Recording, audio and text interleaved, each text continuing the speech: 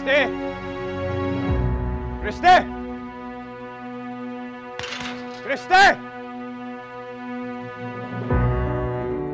Christy!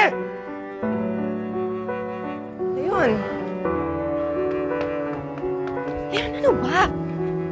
Bakit ka ba nagsisisigaw?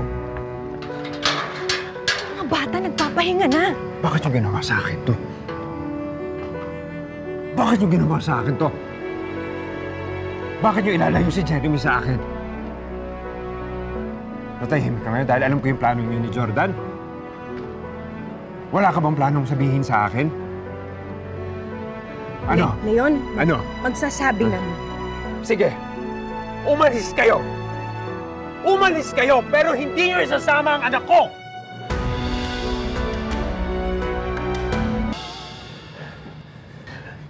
Hindi ko pwedeng iwan si Jeremy. Eh, hindi rin ako papayag na isama niyo si Jeremy. Hindi ako papayag! Ano, aalis si Jordan? Magdidesisyon siya na aalis? Dahil tinatakbuhan niya yung problema niya dito! Wala akong pakialam sa kanya!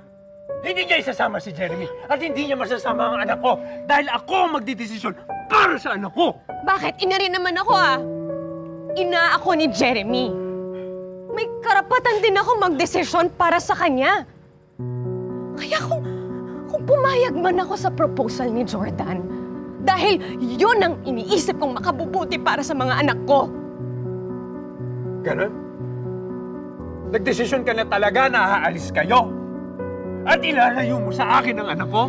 Gusto mo malayo sa akin ang anak ko? Ha, Chrissy? Gusto mo yon? Leon, hindi ko gusto ilayo si Jeremy. Hindi. Kailangan ko siyang protektahan, Leon. Walang ibang pwedeng magprotekta kay Jeremy kundi ako. Ako ang tatay. Ako ang magdidesisyon para kay Jeremy.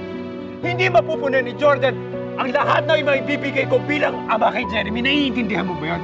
Yun ang isipin mo.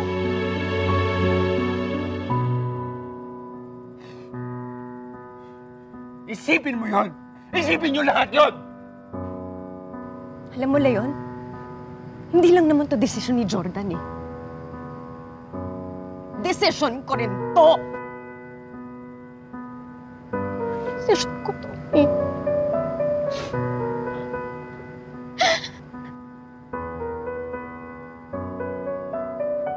Christy, alam mo, napakalayo ng Amerika, hindi ba? Sobrang layo ng Amerika. At ayokong lumaki ang anak ko na malayo sa akin. Dahil alam ko na malalayo ang loob niya sa akin pag lumaki siya na hindi ako kasama. Intindihin mo yun. Intindihin mo lahat yun.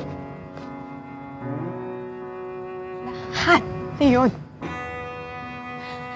Lahat inisip at inintindi ko na. Pero si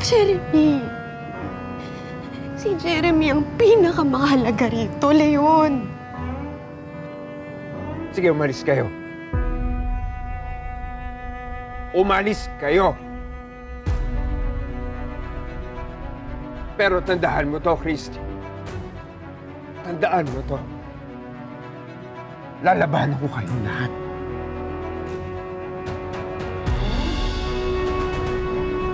Yan ang gusto mo? Sige. Sige, kasi hindi ako natatakot sa'yo. Alam ko ang karapatan ko kay Jeremy. Hindi ako natatakot kahit dalhin mo pa to sa korte. Kaso baka lalo ka lang mawalan ng karapatan.